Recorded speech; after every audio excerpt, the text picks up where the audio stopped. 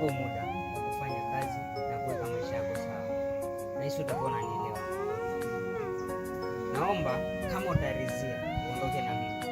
Pia katika mazingira haya sintopenda uendelee katika mazingira haya, kwa sababu wewe ni rafiki yangu ambaye umesoma na mimi, umemaliza wote.